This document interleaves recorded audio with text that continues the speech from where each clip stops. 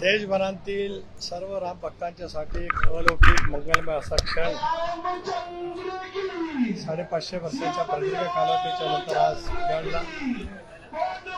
देशाचे पंतप्रधान नरेंद्र मोदी यांच्या शुभ हस्ते रामचंद्राचं अयोध्येतील मंदिर आज संबंध देशवासियांसाठी जगभरातील रामप्रेमीसाठी समर्थ लोकार्पित त्या ठिकाणी झालं।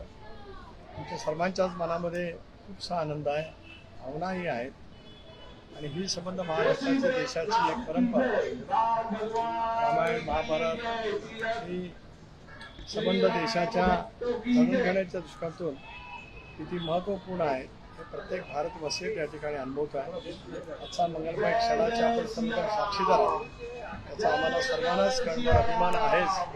आज आजच्या या दिनाच्या निमित्ताने प्रदेश राष्ट्रवादी काँग्रेस पक्षाचे अध्यक्ष म्हणून संबंध देशवासियांना माझ्या मनपूर्वक हार्दिक शुभेच्छा। 22 तारखेला यापुढे दरवर्षी तुम्ही असा कार्यक्रम करणार असेल का? नक्कीच आम्ही ठरवू, कारण आजचा हा दिवस मी म्हटलं जसं आपल्या देशभरामध्ये कृष्ण जन्म साजरा केला जातो, रामनवमी साजरी केली जाते, हनुमान जयंती साजरी केली जात असते, दत्त जयंती साजरी केली जात असते, गणेश जयंती साजरी केली जाते। आजचा क्षण सुद्धा त्याच पद्धतीचा आम्हा सर्वांच्यासाठी आहे आणि म्हणूनच आजचा दिवस दरवर्षी साजरा आम्ही नक्कीच त्या ठिकाणी करतो।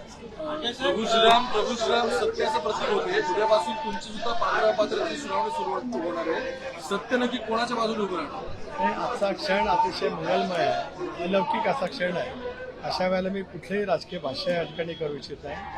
तमाम भारतवासींना शुभेच्छा देत असतानाच रामराज्य अवतारावं हीच आमच्या सर्वांच्या मनातल्या अंतःकरणापासूनच्या भावना आहे। साहेब, अयोध्येच्या मंदिराचं उद्घाटन जबराट प्रश्न आहे। निवडणुकांच्या झेंडा झेंडा दाखवण्याची जी आहे ती सुरुवात होती, तयारीला लागणार आहात का? मंदिर झालं आता निवडणुकीच्या कामाला लागणार आहात? मी मगाशीच म्हटलं की आजचा अलौकिक मंगलमय क्षण हा अंतःकरणाच्या ओलावा भावना समर्पित करण्याचा आहे। या विषयावरती कुठलेही राजकीय भाष्य या ठिकाणी मी करणार नाही।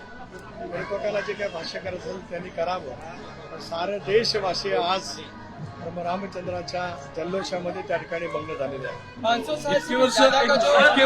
इतके वर्ष मंदिराचा मुद्दा हा भाजपचा मॅनिफेस्टो होता, मंदिर पूर्ण झालं, या सगळ्याच्या श्रेयाचा मुद्दा सुद्धा तुमच्या याच्यामध्ये असेल का? एक असं मी मगासपासून वारंवार ते सांगतो की आजचा हा अतिशय मंगलमय क्षण, या वेळेला मी कुठलंही राजकीय भाष्य या ठिकाणी करणार नाही।